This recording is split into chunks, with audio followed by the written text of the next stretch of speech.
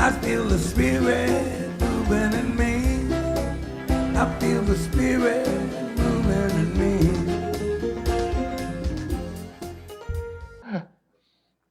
So I have a question for you.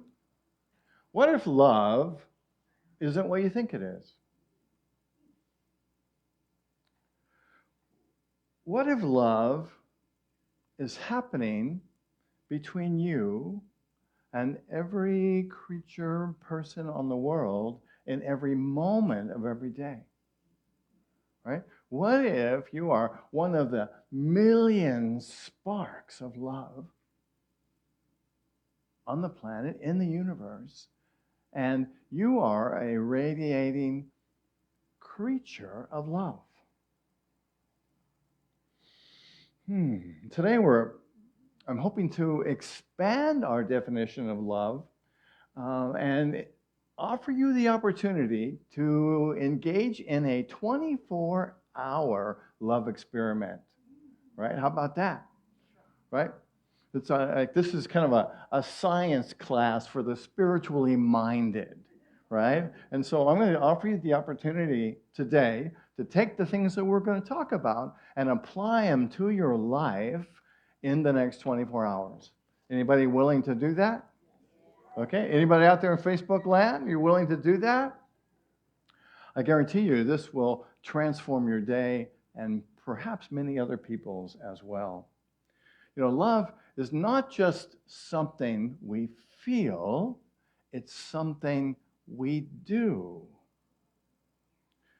So we're going to discover today how we can be a part of this doingness to experience the fullness of love, which is the essence of truth and truth of who we are. So this talk today is titled A Million Sparks of Love, the 24-hour love experiment.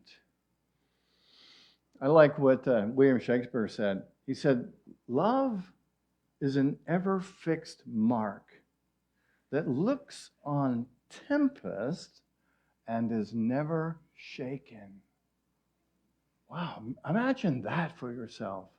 To be so grounded and so filled with, to be embracing love so much that any storms that happen aren't going to affect you. Wow. However, we know that love is steadfast in its nature, but oftentimes the way that we experience it is constantly changing throughout our lives. Many think of love as a big dramatic moment that happens to us where we fall in love, or we make lifetime commitments, or we have a deep bond with our family, with our friends. But what if love is happening in every moment of every day for you? That love is knocking at the doorstep of your consciousness every moment, and you get to choose to embrace it, to embody it, or not. Both science and spirituality have reached an amazing consensus where they believe that love happens in small, everyday interactions. It's in a smile. It's in a wave. It's in a nod. It's in a glance. It's a moment you can share with a dear heart. It's a moment you can share with a friend. It's a moment that you can share with a stranger. I love what Mother Teresa said. She said, not all of us can do great things, but we can do small things with great love. Yeah, so today we're going to look at how can we magnify the small things that we do so that we respond with love all the time. Love is a spiritual practice. I really think it's kind of what we have come here to this three-dimensional plane to learn how to love, right? Jesus taught two things, really: love and forgiveness. So it gives us this amazing opportunity to practice these moments. In fact, Jesus said, I love this, he said, love one another as I have loved you. So was he just saying, sit around and absorb the love? Or was he saying something to be active? He was saying to us, love as I have loved you. Don't just sit around and absorb the love. He says, go out there and be that love. Love one another as I have loved you. In the Buddhist tradition, the Metta Sutta, the loving kindness discourse that the Buddha gave, instructs us to cultivate metta, right? Or the ability, people who practice metta absorb the love, express the love, experience the love in themselves, and then what do they do with it? They give it out to people they know, to people that they love. They give it out to strangers. They even give it out to people that they're not so happy with. Wow, what a different world we would have if we all embraced that idea, to be able to love so completely, to love so much in everything that we do. Eckhart Tolle said, love is a state of being. Your love is not outside, it's deep within you. You cannot lose it, and it cannot leave you. And this, I struggle a little bit with this lady's name. It's Nayyirah Waheed. She's a poet and an author of 2 books on poetry. She said, I think the most revolutionary thing you can do is to love yourself so much that it spills over and others cannot help but love themselves too. Wow. Have you ever been around someone like that? I know just watching the Dalai Lama, you kind of get this sense of love, don't you? And it's a great model for us to really focus on how can we be the presence of love so much that everyone around us gets it. I want some of that. Anybody else? I want to experience that. I want to feel that. I want to have that kind of a reaction. Love is not just something we feel. Love is something we do. I love what Maya Angelou said. She said, I've learned that people will forget what you said. People will forget what you did.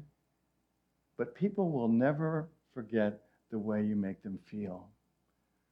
You know, I can think back on people that I've loved and people in this congregation, like Kurt, right? Kurt always made me feel great, right? Remember the love that he shared through his music, through his light, through his wisdom, through his amazing butter-like voice. That's what I remember about Kurt. I do remember some of the things he said and some of the jokes and some of his stories. But what I remember most about him was the way he made me feel. He would always be here when I walked in the room on Sunday morning. He'd be the first person here, turn the lights on, open the windows and the doors, and then be sitting here playing music as I walked in. And it was like, wow, what a feeling.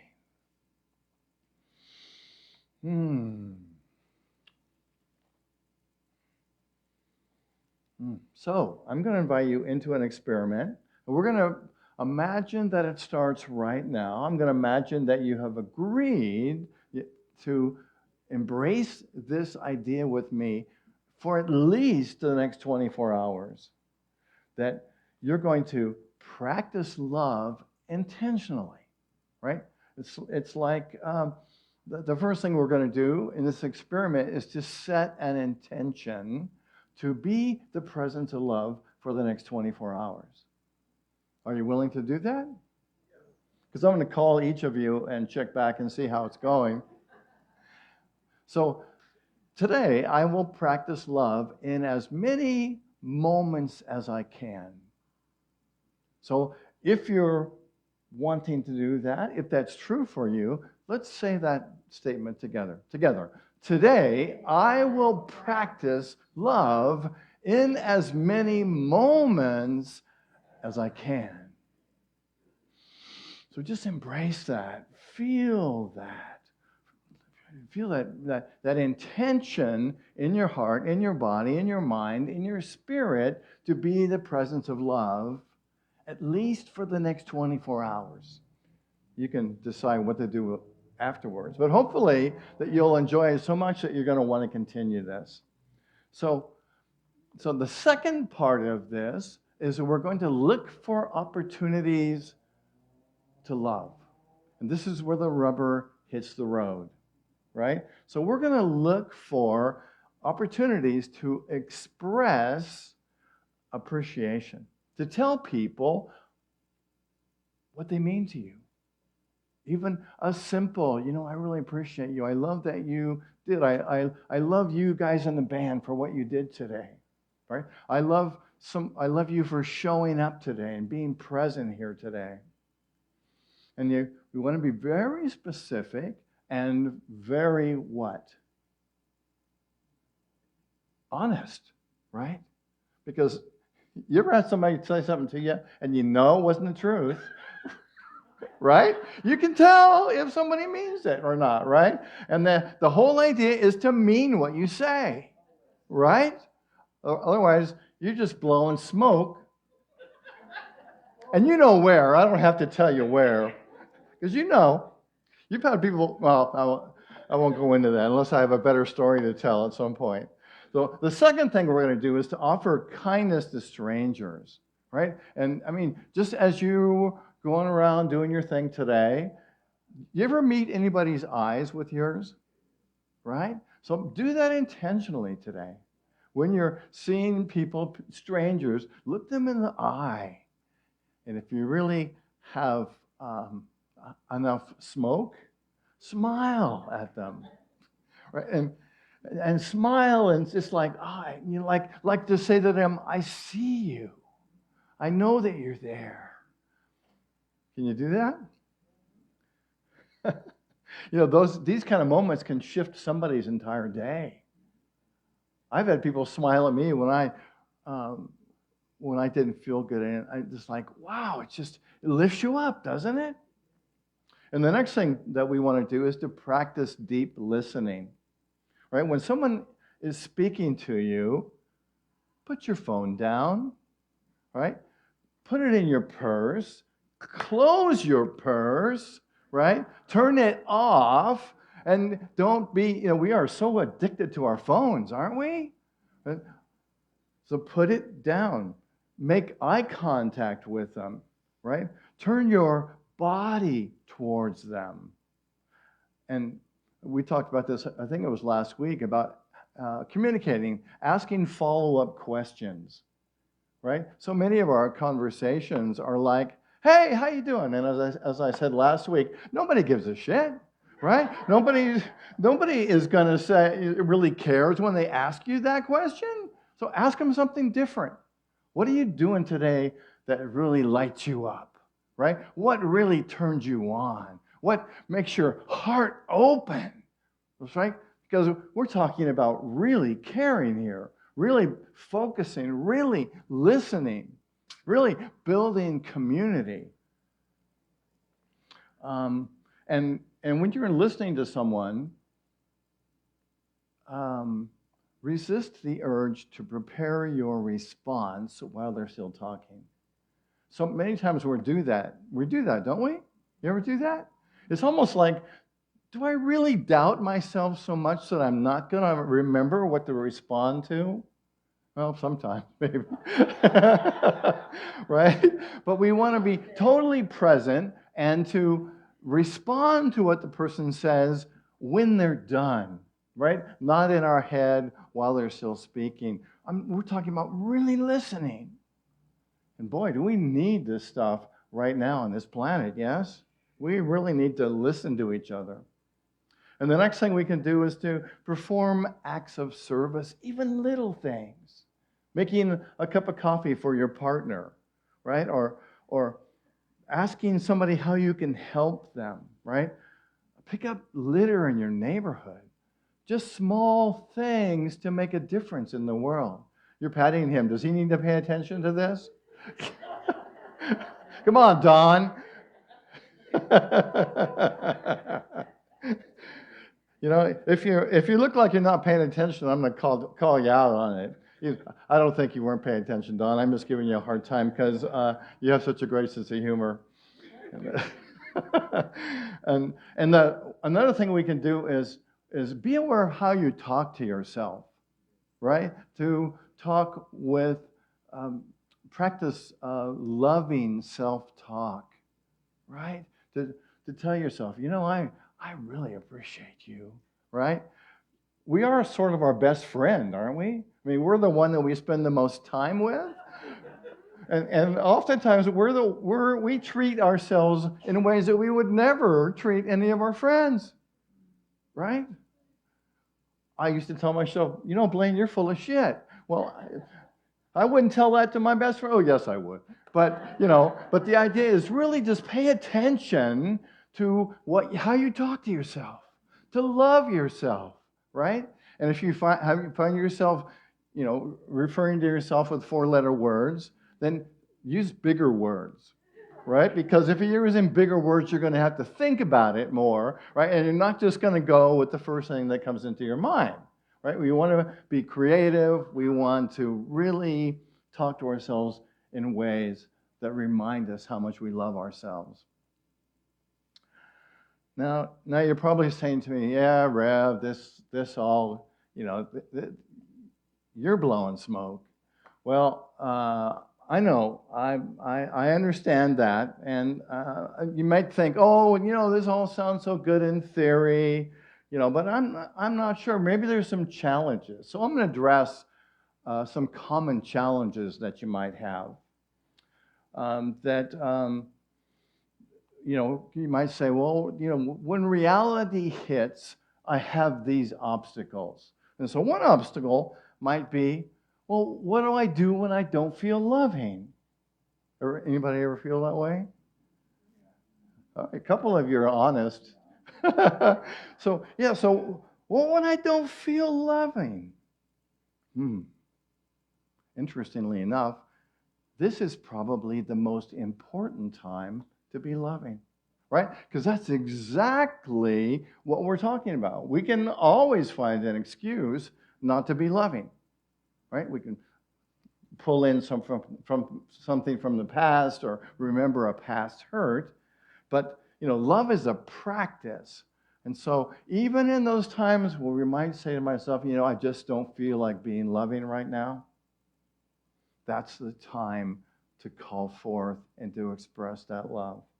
You know, it's almost like physical exercise. Anybody in here run or walk or do any kind of exercise? 3 or 4 of you. I have to do a talk on that. I did a talk on that a couple weeks ago, right? So if you're a runner or a swimmer, say, and you say, you know what, I'm going to wait until I feel energized to go run or to go swim, you might never do it, right? The key is to go run or swim, and then what happens afterwards? You feel energized, right? So love is the same way. If we can, you know, get out of that mood and not of that feeling like we can't love and just go ahead and step into it, say that compliment, give that smile. I remember a morning when I was feeling particularly irritable. It was one of those days when everything was irritating me, right? And I'm on the Pialani Highway and I'm driving, and I couldn't believe it, right? I'm in a 20-mile-an-hour zone, and this car in front of me is going 20 miles an hour. It's like, get out of my way, right? And it was like, all of a sudden, I am irritated and like, ah! I went to get a cup of coffee, and the coffee lady, there was a huge line, and I'm like, I'm tempted to leave. But I waited around, got my coffee. You got to have your coffee, right? And then I went and got my car, and I'm like sitting there kind of steaming, and I looked up at the mirror, and I saw myself in the mirror, and I kind of went, who is that? Right? I don't recognize that face. And it made me laugh, because here I am, have steam coming out my ears, with a cup of coffee in my hand, feeling agitated and looking like it. And I thought, that's not who I am. So it made me laugh, and I looked at myself and I barked. And I said, wow. I smiled at myself. And I just like, in that moment when I smiled at myself, everything changed. Right? All of a sudden, I wasn't in that grumpy, minimized condition. So what do we do when we don't feel like loving? We remember that this is precisely the moment that we need to love. Precisely. Right? Because this is the essence of what we're working at, right? Being loving. And if we're going to practice being loving, we get to practice being loving even when we don't feel like it. Okay, so you say, all right, Rael, well, that all sounds good, but how do I love difficult people? Take a breath on that one. How do I love difficult people? It's easy to love the people that you love, or to love a person when they're being nice to you, or they're complimenting you, or they're smiling at you. What do you do when somebody isn't being that way? I think this might be the biggest challenge for all of us, is to love people even when they push our buttons. And there's a lot of people around right now that can push our buttons, right? And what if we just open up to that person, love ourselves, and love that person? And it might mean taking small steps, right? We don't want to be a doormat to anybody, but we don't want to have anybody have the power over us to shut off our love, right? And so many times we give our power away. I had, when I was in college, I had somebody next door who wanted to be Jimi Hendrix, and he would play his guitar all night long, right? And it just drove me crazy, and I put up with it for months until finally I'm like, you know what? I can't take it anymore. I have to go talk to this person. And I knocked on his door.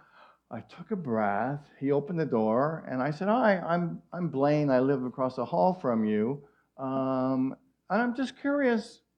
Why are you playing Jimi Hendrix at 11 o'clock at night?" And he said, "Well, because I'm a musician, and I'm trying to practice and be able to play this song for a tryout that I'm doing in a couple weeks." And I was like, wow, that's really interesting. You're a musician. And by the way, he was a great guitar player. And I said, I'm a student, and I'm going to school, and I'm learning to be a teacher, right? And when you play late at night, I can't sleep, and I have to get up really early. And he's like, oh, gosh, I had no idea that what I was doing was bothering you. What would be a good time for me to stop? I said, oh, how about 11 o'clock? And he's like, great, 11 o'clock, I'll stop. And interestingly enough, we became friends, and I later actually went to his wedding, and we had a great friendship that we created because I was able to get over my anxiousness and my disappointment, my anger, and go to him and speak to him and have a connection with him. Difficult people offer us the greatest opportunity for spiritual growth.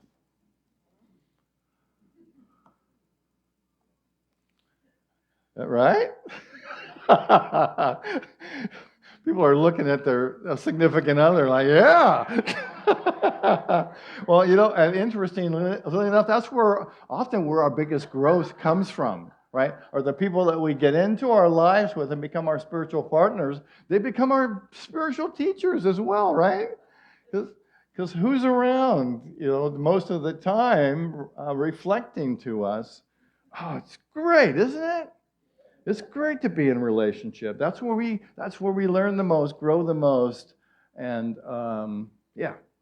and have most fun. So, okay, I got one more. So, what what if my attempts at connection are rejected? Ooh, wow. This fear of being rejected stops us from really connecting with people, right? I can remember walking down the street. It's happened to me numerous times, and I smile at somebody, and the person doesn't smile back.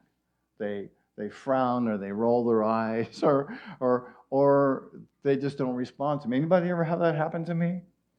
Yeah, and there was a time I was like, damn it, I'm never going to smile at anybody again, right?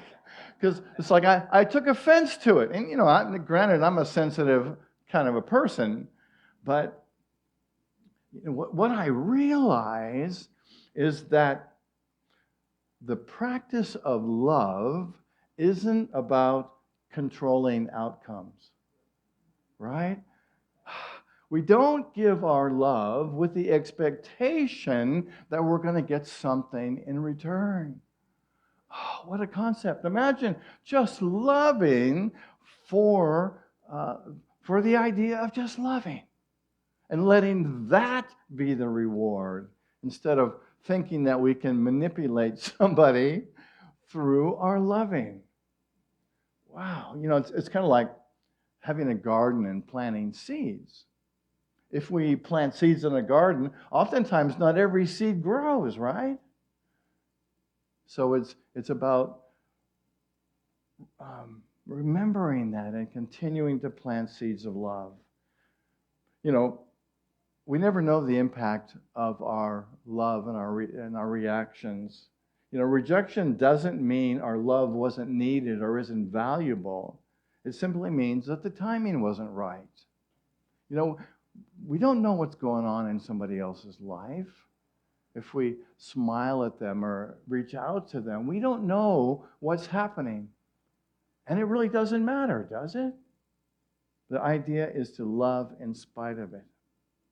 So in the next 24 hours, the practice of love isn't about controlling the outcome. All right, so for the next 24 hours, I invite you to keep a love journal or to keep track of the ways that you reached out or that you loved, even if it's just a smile or a nod, and just be aware of when you love. You might want to write it down, make a note of it, because what we're doing is we're building a habit, right? We're reinforcing something that's important to us. So if you write them down, and I hope you have 5 or 10 attempts in the next 24 hours, if you write them down, then you can look back at them at the end of the 24 hours and kind of look at how did this affect your day? Was this an empowering activity for you? There's a ripple effect that happens when we love. Some years ago, Michael, who was a high school teacher, told me a story about Aaron. He said that Aaron was a student in his high school class, And one day he said to Aaron, you know what? I see you. I'm glad you're here today. Years later, Aaron wrote him back and said, you know, that moment, that day, I was considering committing suicide. And your comment that you saw me, that you paid attention to me, changed my mind.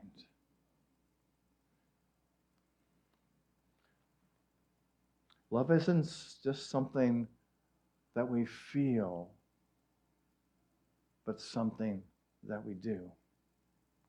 I like what Victor Hugo said. He said, to love another person is to see the face of God.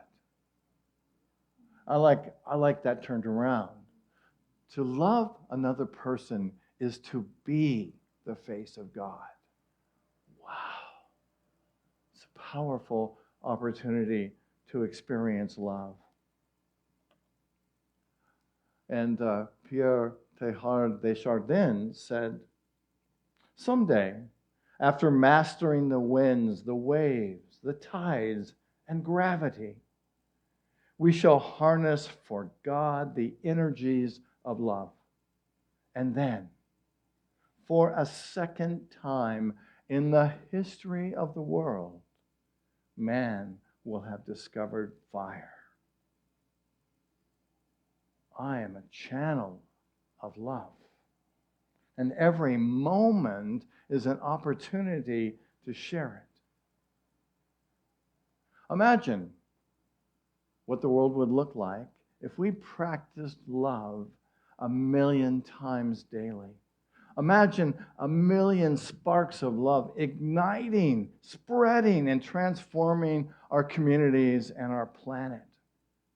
That world is possible, and it begins with you, and it begins with me.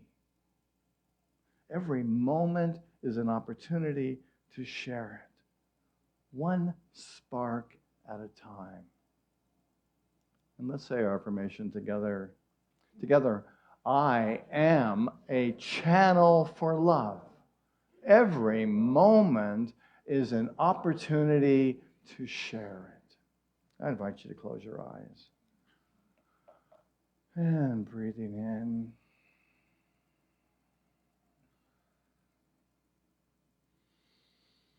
And imagine 1,000,000 sparks of love surrounding you right now, surrounding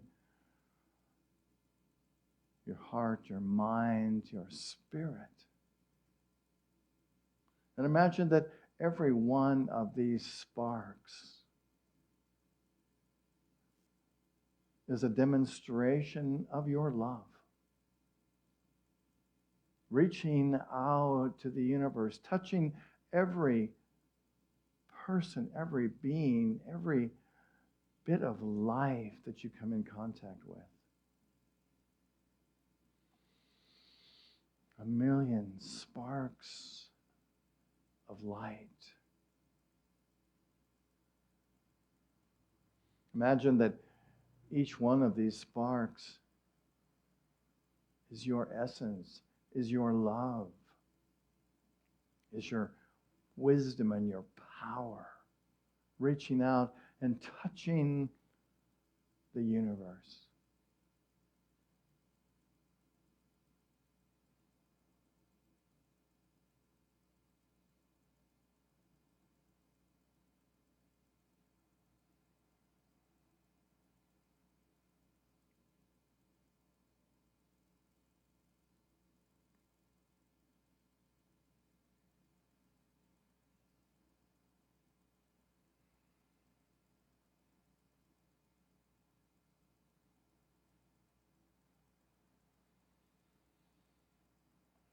Breathing in and breathing out. You are 1,000,000 sparks of love.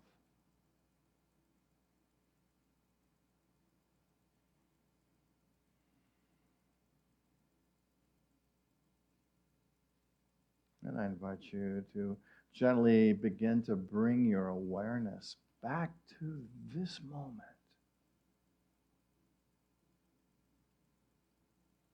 to continue on this journey of love.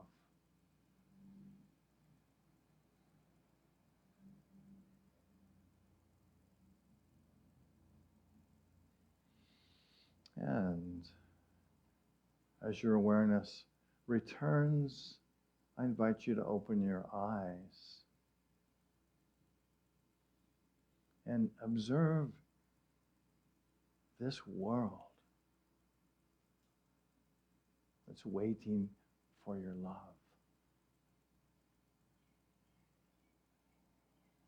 And so it is. And I think that's it.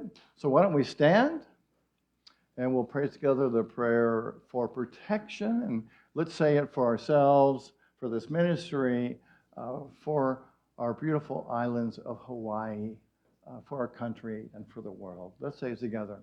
The light of God surrounds us. The love of God enfolds us. The power of God protects us. And the presence of God watches over us.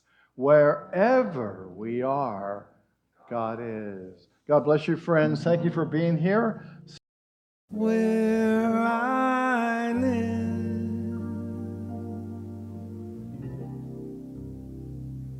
they're all raised.